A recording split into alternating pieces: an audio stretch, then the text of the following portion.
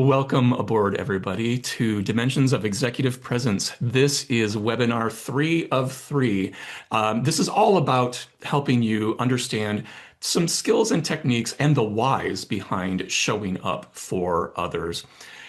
My name is Greg Owen-Boger. I am the EVP of Learning and Business Development, so I'm the guy in the middle there on that list of names. At the top of the list is Dale Ludwig. He is our president and founder, and he's co-facilitating with me today. Say hi, Dale. Good morning, good afternoon, everybody. Good to see you all here.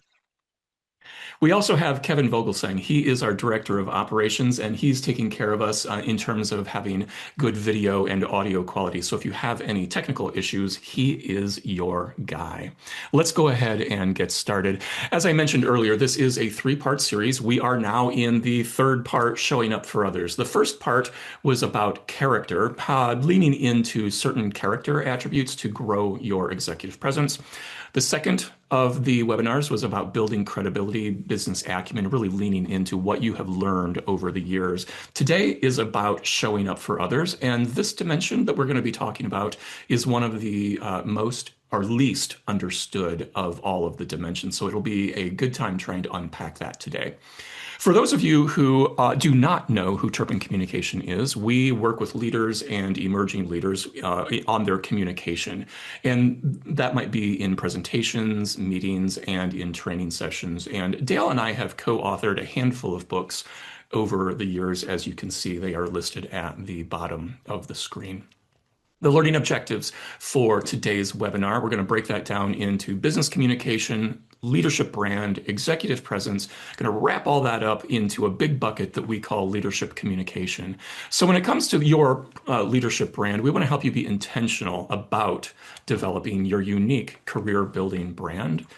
We want to examine executive presence and what it means for you wherever you are on your leadership journey. In terms of business communication, we want to help you nurture work relationships through communication. And at the bottom of the screen, it's all about showing up for others and being the type of person that others want to work with, because that is about building careers over long term.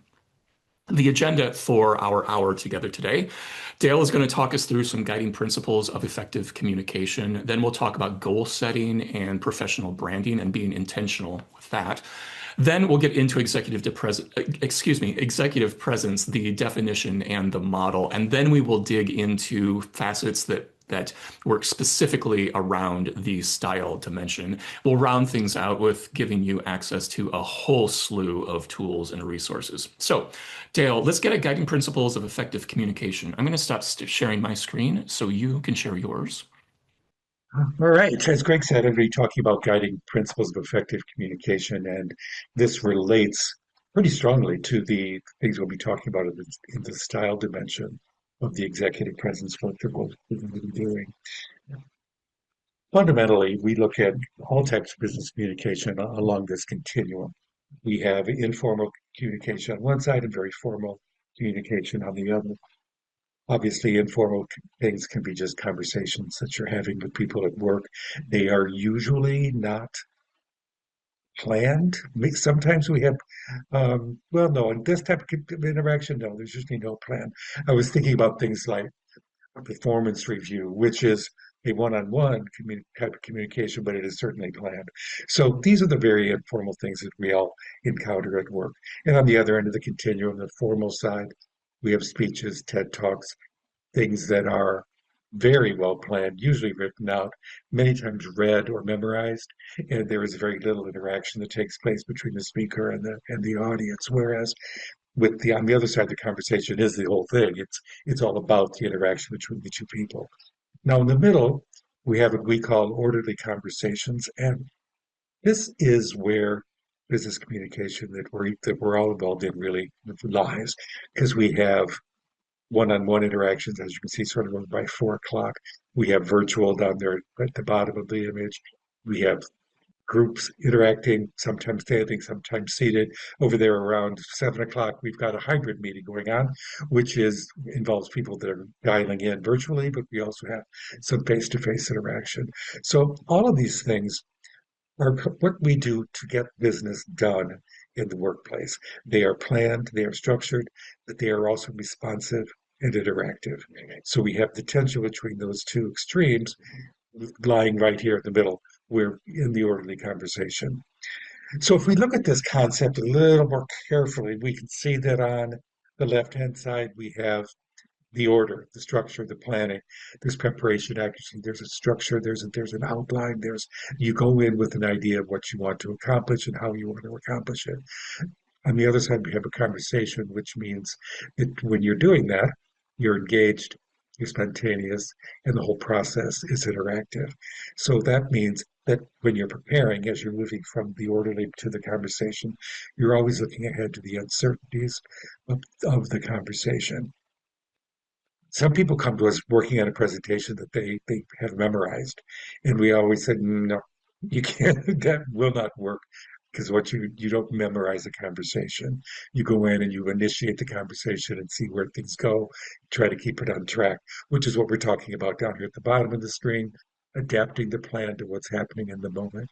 So it's all about having the plan in your mind, but adapting as you move into the process.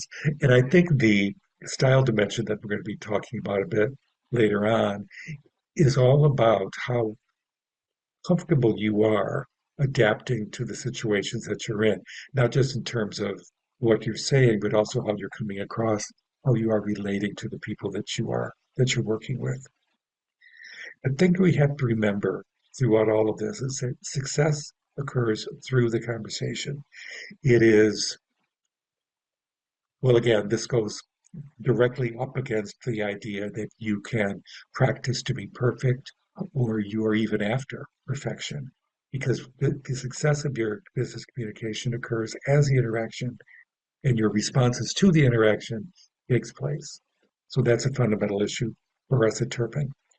Now, what that means is that business communicators succeed on two different levels. On the left-hand side of the screen, we've got the plan, which means that you achieve the goal you set out to achieve. Examples here, very simple ones: buy, agree, align, learn. All those things are very specific business-related goals. Now, to achieve that goal, to make the plan work, you have to manage the conversation that you're involved in. That means going down the list, creating the conditions for a fruitful discussion, earning trust and goodwill, making it easy, nurturing relationships, and managing the give and take. Now, these will be of varying importance depending on the situation that you're in. But I think one of the most fundamental ones here is the one in the middle, making it easy.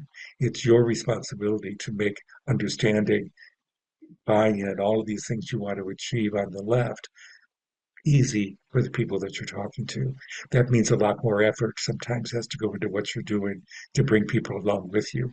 But all of this is about making sure that the connection you create with the people you're communicating with is a positive, practical one that helps you achieve the goal you've set out to achieve. Another big idea with this is you want to find your focus, be yourself, only better. This particularly relates to the style dimension in in the Bates model we'll be talking about. Because starting at the top, you need to know what the issues are for you. What are the things you really need to focus on to improve? Now, you're doing that not so that you can become somebody else. You want to be comfortably yourself when you're communicating. But you do the only better. You do want to be able to manage the situations that you're in. That might be managing difficult people in your meeting, or it might be managing yourself. It might be understanding that you will respond in a certain way if someone asks you a question. Right, that response is something you need to be aware of and something that you need to manage. So find your focus, be yourself only better is about being the best you that you can be in the situations that you're in. That is fundamental to the idea that you need to be engaged. You need to think on your feet, as it says on the right.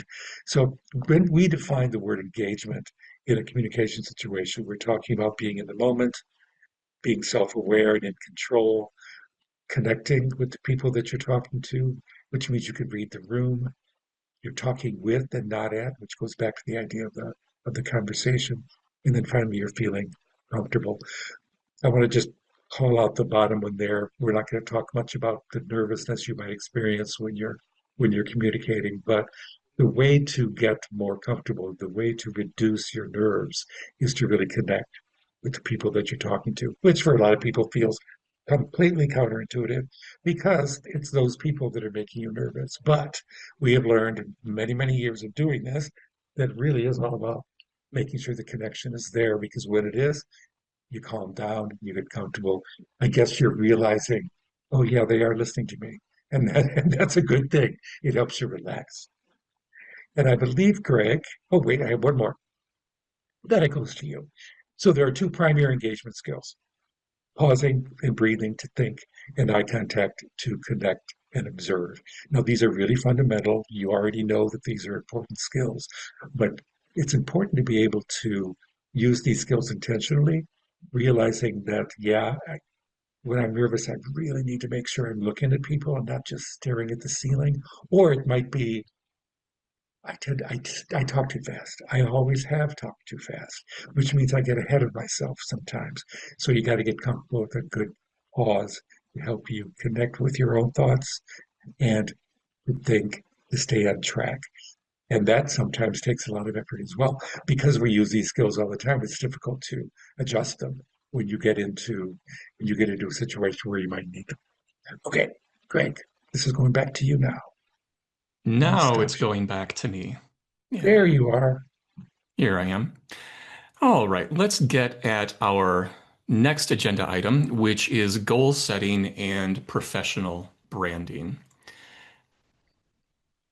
Look at the screen here with this question. How would you like to be described by the people you work with and for? Think about that for a minute.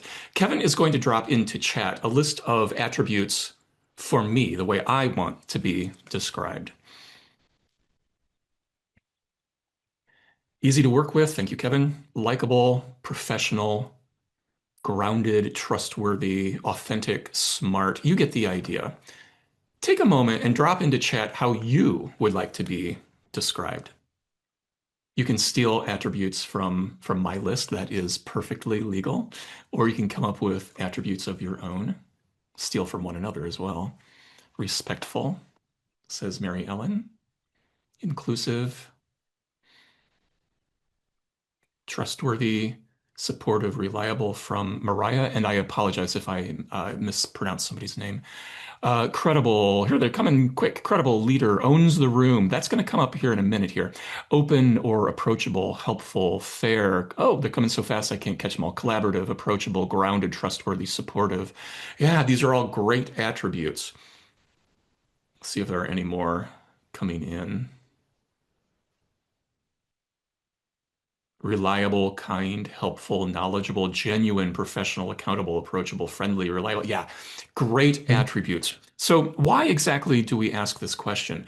Well, we want to be able to be intentional with our professional brand. So, you've actually started to define your professional brand. Now, one thing that I want to point out here, and this is going to come up a couple times more in today's session, is that it would be very, very easy to think about our executive presence or our professional brand as being like the picture in the lower left with, suits and ties and that sort of thing. But one of the things that Dale is going to be talking about here in just a few moments is the fact that you need to be situational, right? So the individuals who are wearing the hard hats, they may have executive presence, they may have a professional brand, and they are exactly appropriate for the situation that they are in. So it's not about stereotypes around suits and ties. It's just about being intentional with how you show up. And that brings us to executive presence, the definition, and the model. So if I were to ask you how would you define executive presence? Some words came up, owning a room, gravitas, but you probably would think other things like credible, confident, excellent communicator, well-dressed. All of those things are elements of executive presence, but taken individually, they don't quite get at it.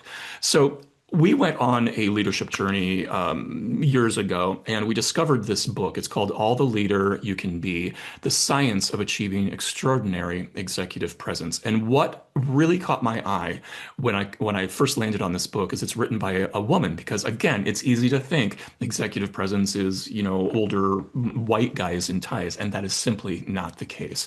So Suzanne Bates, the author of this book, defines executive presence like this: the qualities of a leader that engage, inspire, align, and move people to act.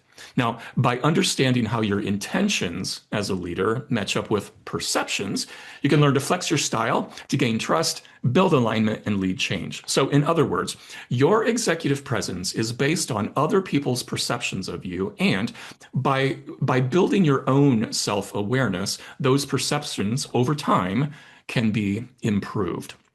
Now, you might be wondering, why in the world are you talking about somebody else's book if you are an author yourself? Well, it's because when we read this book, we got very excited here, and we contacted the Bates organization and we asked to be certified to be able to glue these concepts, their concepts, to our work. And they said, absolutely. So that is why we get to do this webinar.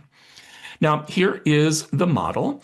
If you have seen any of the other webinars in this series, you are well familiar with the 3 dimensions: character, substance, and style, and then 15 facets, individual attributes within those dimensions. What I want you to think about is that all of these attributes show up in meetings, which means if we improve our own meeting behavior, whether you're the leader of the meeting or a participant in it, executive presence, if done right, can rise your own brand of executive presence. Now, you might be wondering, why do they call them facets? I asked the same question, and the image that we're looking at right here explains it. So here we have a bunch of jewels.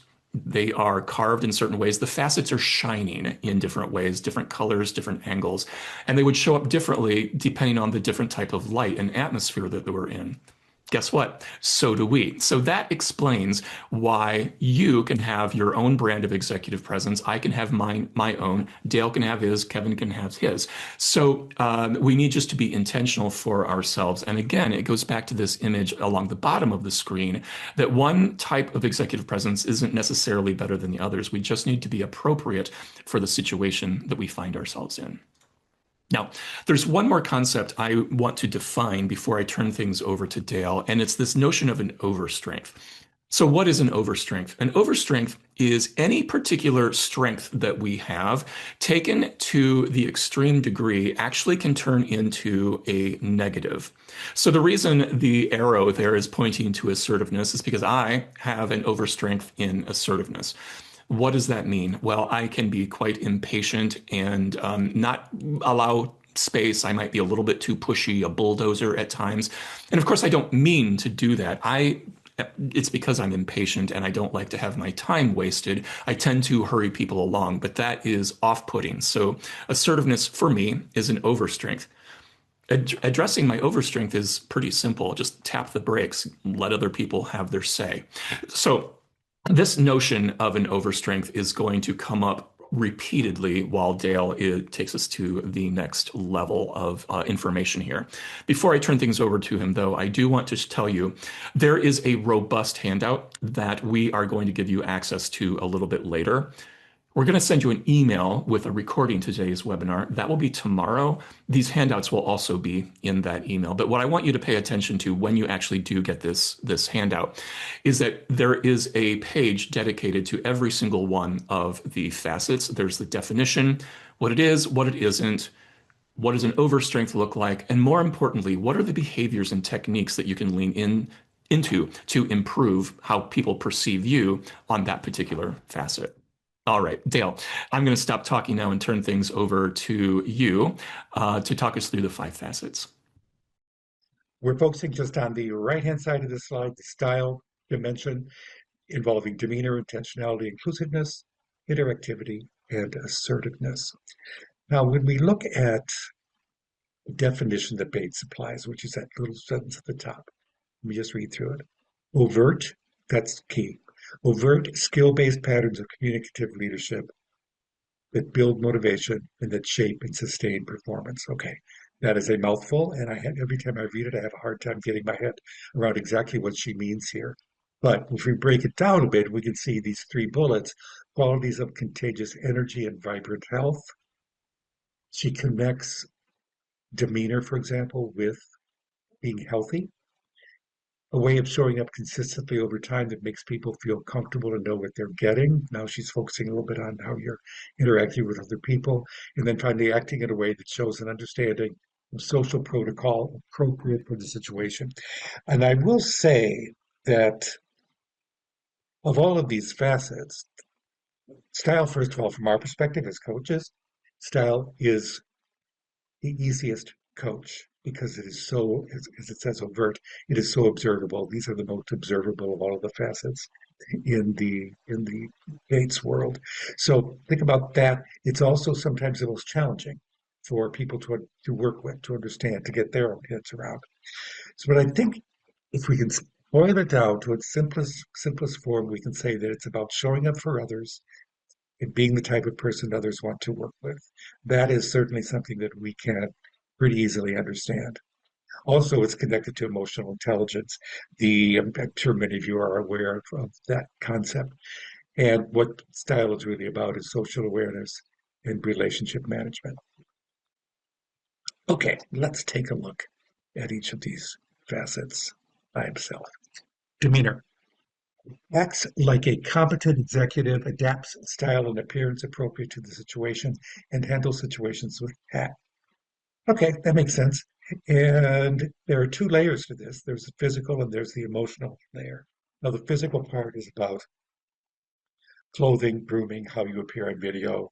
The emotional part is how you make other people feel. So it really is about the impression you're making on folks, not only in terms of how you look, but also how you're treating them and how they're responding to you. And I think when we talk about this one being a difficult facet to deal with, most of the time it has to do with the physical stuff. Because many people push back and say, I don't want to dress like everybody else in this room. I don't want to be like everybody else in this room. And that may very well be true. We did say back at the beginning, be yourself, only better. So you want to be who you are. But on the other hand, you also want to try to fit in as best you can. So let's talk about just the physical part first. Supporting your personal brand through appearance and communication, and being well groomed, well dressed, and appearing ready for the game. Now, the handout has all of these other bullets that I'm not going to pull out today because there just isn't enough time, but I do want to focus on these two. Let's look at this group of people. Let's say that they are financial planners. They work with people of wealth, with wealth, and they help them manage their resources, manage their money. Now, here they all are. They look like a pretty cohesive team. Now, in terms of demeanor, they're all being appropriate for the situation that they're in. Now, if we take a look at Jake, who just changed, who's gone from this to this, we can see that he is not fitting in with the rest of the group. He's wearing a cap, his tie is not tightened, his suit is wrinkled, he looks a little bit sloppy, his posture isn't that great. Those are all first impression things that can have a big influence on how you're coming across. So the question is Jake capable of being an effective financial advisor? If he has the job, he must certainly be capable of doing it. But would he be credible if he showed up for a meeting with a new client dressed like this? And the answer to that is probably not.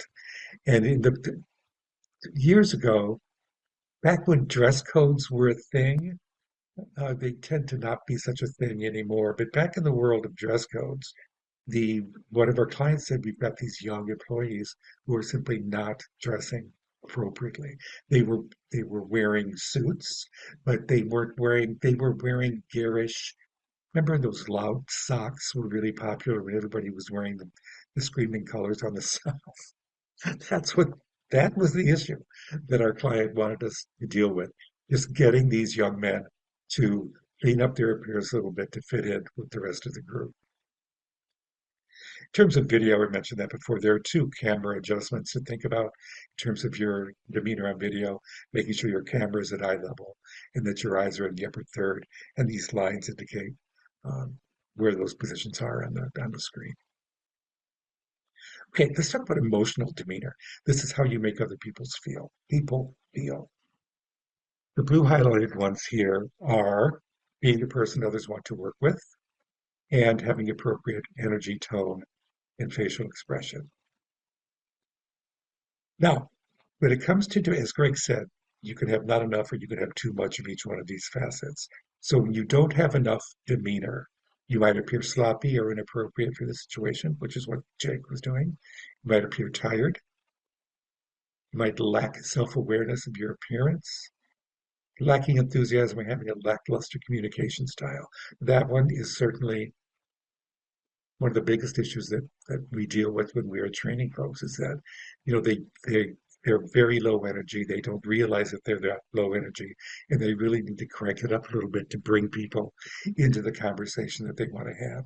And the second to the last one there, lots of times it's just about being aware of how you're coming across, aware of how you look. And lots of times the smartest person in the room is not the best dressed person in the room, and that's okay, but you need to be aware of how you're appearing to others if you want to improve your demeanor facet.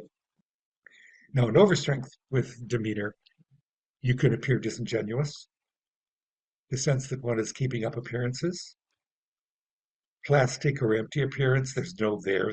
There's nothing behind the external, and a level of energy enthusiasm that exhausts others. In other words, you have too much energy. You're extra. As our friend and colleague Mary Claire was told when she was working with the group in London, they said, Mary Claire, you're just so extra. And at the time, that was a new term to me. It was a few years back. And it was. She's exhausting sometimes with her energy because there is so much of it. I do want to talk about this, the second one there, the sense of what is keeping up appearances. And because we can't talk about that without bringing up this television show. I don't know if everybody at this webinar has seen, it's called Keeping Up Appearances. But the main character is this woman right here. Her name is Bouquet. She pronounces her name Bouquet, but it is spelled bucket, Bucket, and that is the running joke on this show.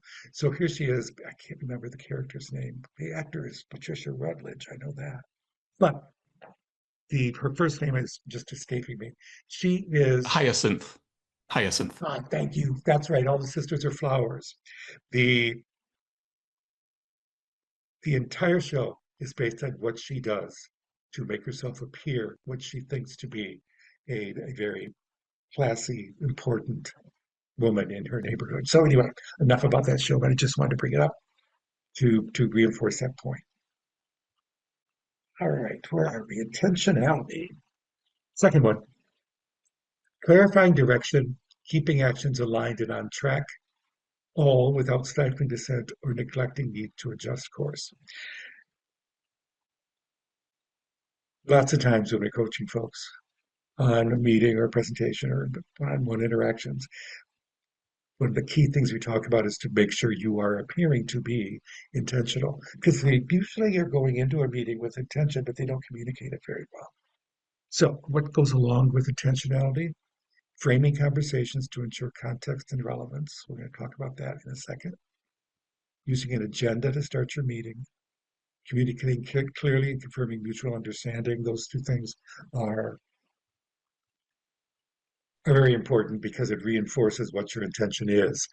And then the other blue one, telling purposeful stories to help others understand the why behind a decision. And that is all about how are people taking in the message that you are putting out there. And going back to making it easy, do they understand what your intent is? Are you making sure that they are getting the information they need to follow the structure of your orderly conversation? Now, not enough intentionality can lead to confusion, misalignment, making decisions without involving others, a lack of understanding of what and how much time it takes to accomplish tasks. Those things don't make it easy for the people you're working with, to go back to that idea, but it just makes life at work more difficult if you're missing the mark on being intentional. And an overstrength, of course, is thinking myopically, do it my way. And an overstrength, of course, is thinking myopically, do it my way. for the highway. I'm in charge. That might be related to assertiveness at the bottom there, being stubborn, micromanaging. All of these things indicate a desire to really, really, really control everything. And intentionality is about control, but not too much. You got to let people uh, have some influence over what's happening. And Greg, I'm going to turn it back to you for just a few slides.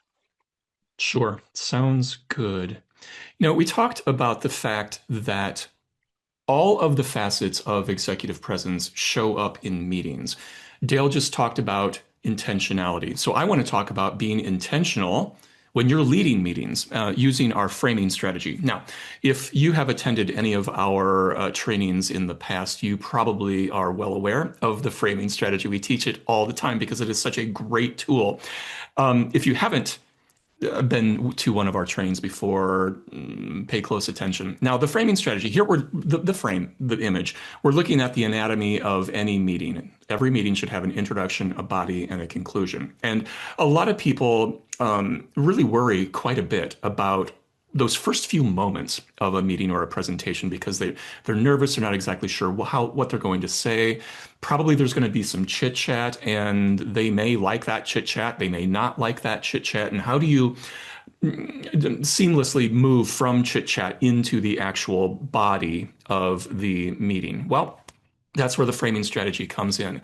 Now, do want to say that because executive presence, a very large piece of that is about growing relationships and nurturing those relationships so that you will be the person they want to work with, and that builds careers and gets promotions and things like that. So leaning into chit chat or small talk, whatever you happen to call it where you live, you want to do that because that's where that nurturing of relationships comes in. But at some point, you do need to formalize the conversation. In that introduction, you want to answer two very Thank you. important Goodbye. questions. What are we talking about and why? Now, if the leader of every meeting at the beginning did answer these questions, I think we would have a lot fewer mugs that say this meeting could have been an email, right? So we want our meetings to be efficient. This is a great way of doing it. Now, because of the nature of this webinar, we're not going to get into all the particulars of how to do it, but a very quick search on our website or taking a moment to read this tool that we will give you access to, the framing strategy worksheet, will give you everything you need to understand how the framing strategy works. So you can very quickly answer the questions, what are we talking about and why? Now, I do want to make a point that the framing strategy really helps on 2/3 of our model. And you can see here on the left, there are facets that have a check mark by them. If you want to lean into any one of these facets or a combination of them, the framing strategy is a great way to do it. And Dale, I'm going to turn things back over to you to talk us through inclusiveness. Okay, let's move down now to the third facet under style. Inclusiveness is about actively involving others, welcoming diverse points of view, encouraging ownership in the mission, and empowering initiative. So it's about really stepping into the idea that you got to bring people into the process and make them want to be there. Behaviors and techniques to improve it. The two we want to highlight here are making sure everyone feels comfortable and part of the group and showing curiosity in others. And I think that making people feel part of the group is a challenge in a lot of situations because if you have a mixed group of people with various backgrounds, various experience, insight, whatever, let's say it's a fairly large group of people you're working with, some of them are going to feel sort of out of it, out of the process on some topics. And so you really need to make sure that you are acknowledging their presence in your meeting. Now, not too much inclusive, not enough inclusiveness. I'm sorry, I'm getting ahead of myself. Not enough can lead to excluding others, withholding information, which can lead to forming silos or camps within your organization, and not identifying high potentials because they weren't given a chance. The the idea is that there are great things within each person in your room, and you want to make sure you get to them. You want to bring the best out of everybody, bring what their insight out of everybody. And lots of times it is not absolutely natural for you to do that or for them either to do it. In overstrength, having too many cooks in the kitchen. Too many people are having too much influence over the process of making a decision. Being inefficient, having time management issues, or what's common for a lot of folks, analysis paralysis. In other words, thinking and thinking and thinking about a topic beyond what's helpful. I mean, decision needs to be made. Now, comparing me analysis paralysis, which is one of my favorite things to do, with Greg's assertiveness over strength, you can see where tension in our office can come from. Because I'm the kind of person who wants to think and think and think before making a choice. Greg made the choice yesterday, and he's ready to go on. So they're learning how other people are wired is part of the process of managing uh, the style, all the facets in the style dimension. Interactivity. Promoting an interpersonal style of dialogue and timely exchange of information and questions to coordinate action. It's a lot like inclusiveness, because once you've got all the right people in the room and everybody's feeling comfortable, you want to make sure that you are keeping the communication that's happening as interactive as you can. Two things to point out: encouraging participation from others in meetings, setting expectations for meeting etiquette. The I just wrote an article about meetings and how to managing people and getting them talking, getting them to contribute in a positive way. And I think that encouraging participation from others is a challenge sometimes, because if people, I always think it's a good idea to assume that nobody wants to be in your meeting. Everybody is busy, everybody has something else to do, and everybody treats meetings as an interruption to the workflow for that day, or at least that's kind of the way I treat them. Anyway, I think a lot of people are like me. So you want to make sure that you are making people comfortable and making people feel like their contribution is important to the work that is being done. The second one, setting expectations. Wait, let me back up. I skipped a slide in my own head. Interactivity, when there's not enough of it. Being distracted by devices or thoughts. In other words, you're on your phone instead of paying attention to what's happening in the room. Nurturing a distracted culture or allowing distractions to become the acceptable norm. Yeah, if your meetings tend to run all over the place, it might be because that's sort of the norm that you've established yourself. In overstrength interactivity, the person who's always the life of the party, the person who is extra, not getting down to business, wasting time by having too much small talk, and being inefficient and having time management issues. That's another important one, of course. But all of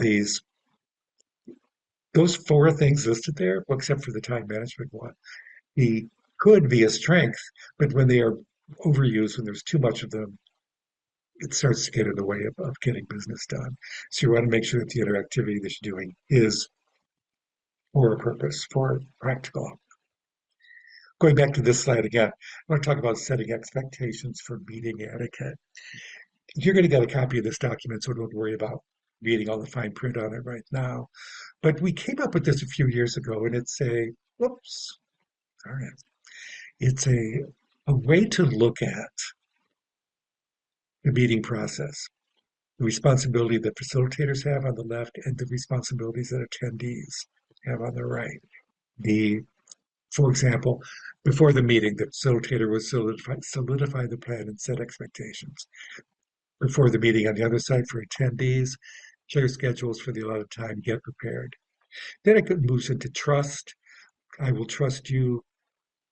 I will earn your trust by doing this. I will trust you as a facilitator when you do these things. To earn participation, let's look at that one. Deliver information you need clearly and concisely. Keep the conversation focused and fruitful. Over on the attendee side, I participate fully when you make it easy for us to do so and make it worth our time. So it's like there's this level of the meeting happening that's not always observable, because it's people thinking, wait a minute, you're losing me, or wait a minute, this doesn't make any sense to me. Why are we talking about this topic? All of those thoughts that might be going on during the meeting can be dealt with by making these assumptions and making these adaptations during the meeting itself. And responsibility is on both sides. It is not simply, you don't have bad meetings simply because of the attendees or simply because of the facilitator. It takes the two of them not connecting and not working well together. So take a look at that document. You'll be getting it, I believe, tomorrow. And another thing to think about, and a couple more ideas here before I get back to Greg, is facilitators orchestrating their activity. You are responsible for making sure you're encouraging the process, that people get talking, and on the other hand, that you control it. So you're always on this seesaw or this teeter-totter, doing both of these things, making sure that whatever conversation is taking place has a goal, and making sure you're letting the conversation take place in the first place. So it's a matter of letting things go back and forth and knowing skills, techniques that you need to make it happen. Okay, final facet, assertiveness. Speaking up, valuing constructive conflict, raising issues directly without shutting others down. So you want to make sure that you are being assertive enough to keep things on track, but it doesn't mean that you're that valuing constructive conflict is an important part of this because an assertive person doesn't necessarily see conflict as a bad thing.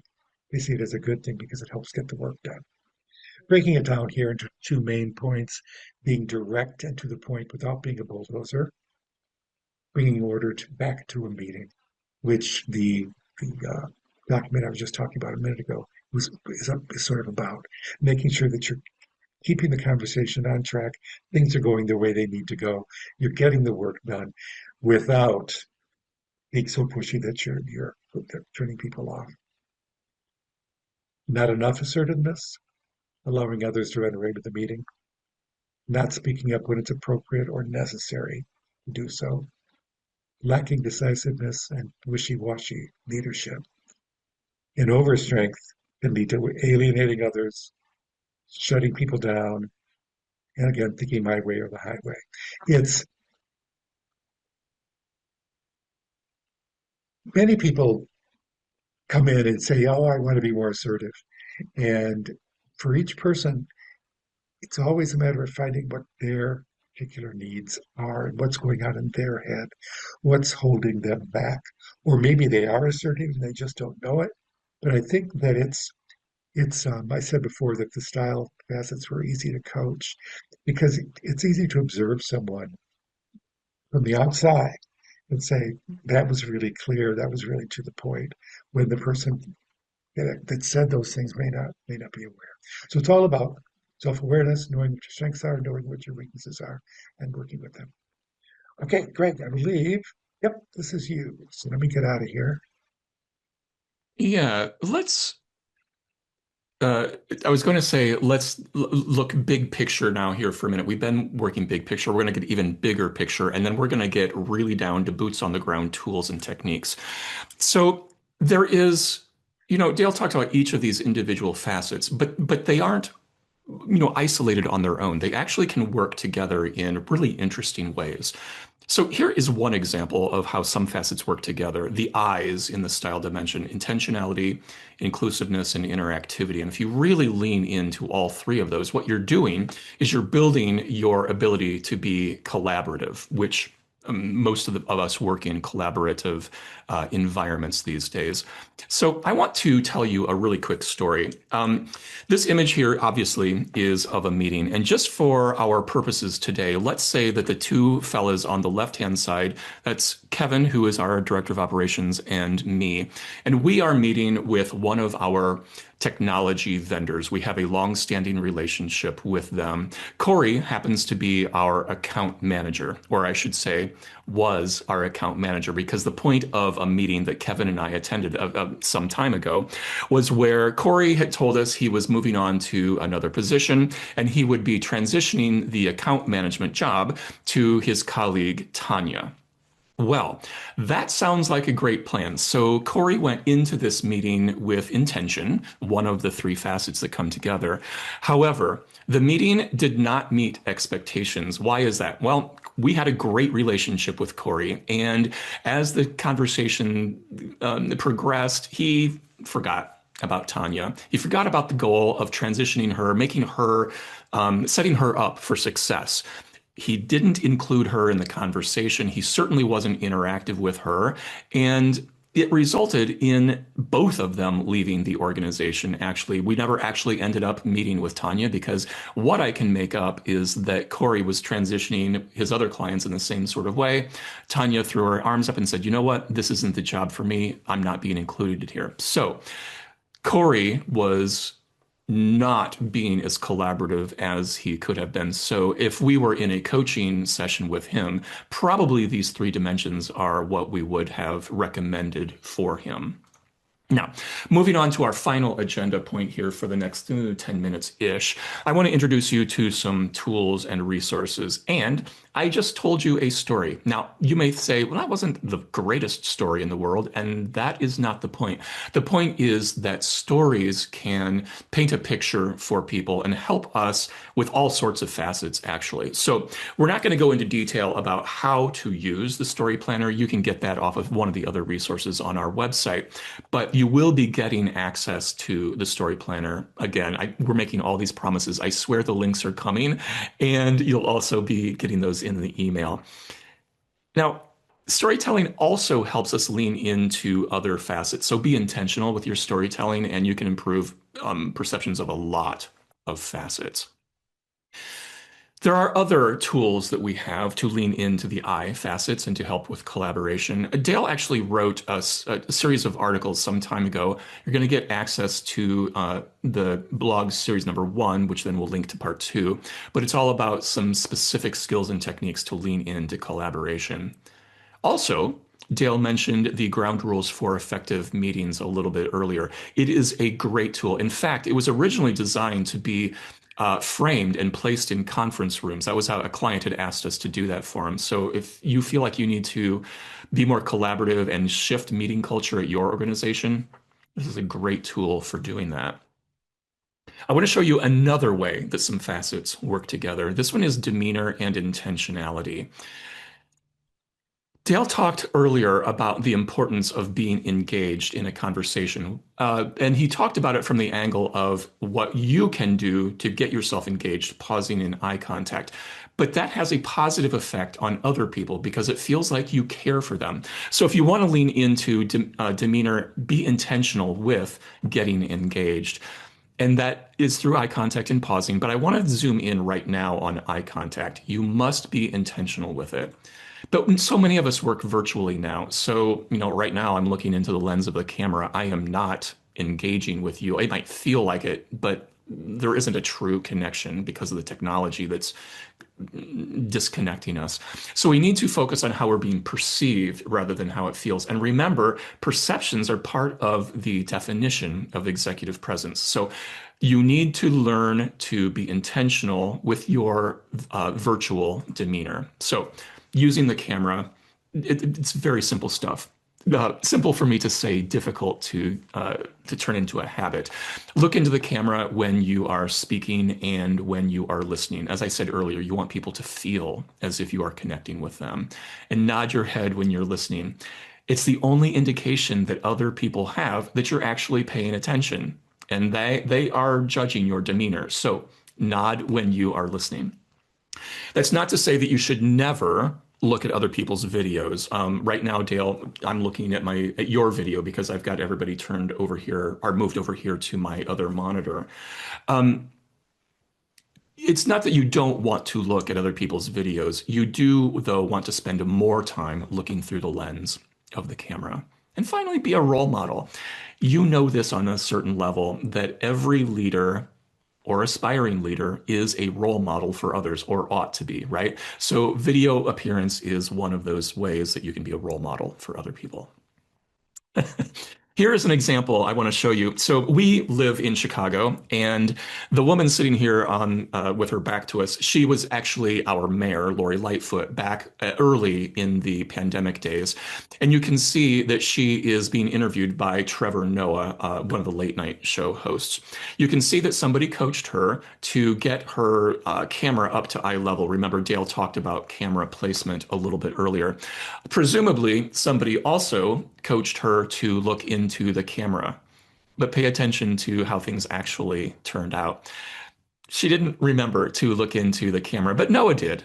But there's another thing I want to call your attention to here, which is Noah is wearing a gray hoodie on a TV show, a national, international TV show. Probably not the best choice. So while he gets a gold star for looking into the camera, I'm going to knock him down a couple of notches because of what he's wearing. I don't think he is successfully representing his brand through his video appearance. All right, I want to show yet another example of how facets can work together. This one is a little harder to get your arms around. So, inspirational communication. If you want to be more inspiring with your communication, there are three facets that you can lean into: practical wisdom, add a good dose of vision, and then add a good dose of intentionality, and you're more likely to come across as inspiring. So, if you need a refresher, practical wisdom is everything that you've learned over the years, and are you able to quickly access that information and apply it to the situation that you find yourself in now? Vision is being able to paint a picture of what the future could look like. It's identifying what the future should look like and then also communicating it intentionally. So, those three things pulled together helps you be more inspirational. Okay, that brings us to my wrap up for today's session. We asked you how you want to be described by the people that you work with and for, and we started to identify your professional brand. And then we talked through the facets of executive presence. Now, we've mentioned multiple times that this is the third of a three-part series. The recordings of all three of these webinars are going to be sent to you tomorrow in that email. If we go back to the entire model of executive presence and how these three webinars work together, character was about leaning into facets that reveal who you are as a leader. The substance dimension was all about building and cultivating your professional credibility. Today in the style was about showing up for others. And when we group all of that together, it really boils down to being the type of person that others want to work with, and that grows careers. Okay, so today we focused on the style dimension. The handout that you'll be getting, we really encourage you to think about how do these facets play out for you? And you know what? It's not just the style dimension. Look at everything. How are they playing out for you? And then start to build your own self-awareness for how you can improve perceptions. We've talked a lot about tools and resources, so Kevin is finally going to start dropping them into chat. There's the 15 facets handout. There's the 15 facets blog. I didn't talk about this, but Dale wrote an article about every one of the facets, and there they are showing up in chat. We got the framing strategy, the story planner, that collaboration blog, and finally the ground rules. So feel free to start downloading right now. If you want to wait for the email tomorrow, that's fine too. I do want to very quickly give you a commercial for something that is very exciting that we have coming up. It is a members-only website where you will have access to scads and scads of tools and resources that we teach all the time. I do want to show you that they are broken down into downloadable tools or digital tools and then events. And some of those events most are free actually, and there's reduced pricing for the ones that we're charging for. So our Turpin Bot is our AI coaching companion. It is such a cool tool. Here you can see an image of me practicing something. This happened to be a role play where we have built many role plays where you're interactive with the bot and it provides in real-time coaching. But you could practice a presentation, an interview, what have you. This particular case, I'm practicing telling a story for a workshop that I was teaching. So I practiced in the bot. And then in the feedback, you can see we've got the transcript of the entire training session with the bot. And then over here, we've got qualitative feedback. And I want to show you something. There is, verbal or written feedback, and then there's analytics. You may have noticed that I tend to talk fast. It actually clocked me at an average of 192 words per minute. That's pretty high. So that's one of the things it coaches me on. And then over time, you can see how you are able to improve or not on that particular metric. We are going to be offering office hours. This is just like college, only you have to sign up for a 30-minute slot. You will have access to one of our coaches, and you can talk about whatever you want to, and we'll coach you on your communication. We're also going to start doing half-day virtual session Cleverly enough, we call them crash courses. The first one that we will roll out is called Getting Presentations Started. We'll be working on that framing strategy that I talked you through earlier. So if you haven't figured it out already, I am the sales guy around here at Turpin Communications. So if you feel like you want to bring what we have to offer to yourself or your organization, I'm your guy. Kevin will drop in my meeting scheduler into chat. We do have an upcoming webinar. This one is going to be on July 8th, and it is for subject matter experts and specifically around presentation skills for them, how to be clear and concise when your brain is full of data. We'll make sure you get access to that registration. So that brings us to the end of today. We really do appreciate that you took some time out of your busy week to spend it with us. Thank you very much. We are going to keep the room open for a few moments so that you have time to download any of these tools, or we can entertain questions as well. If you don't want to ask questions, or if you've got everything you want to download, take off. Thank you very much for joining us. We really Thank you, appreciate the time everybody. you spent with us. Yeah, thanks a lot.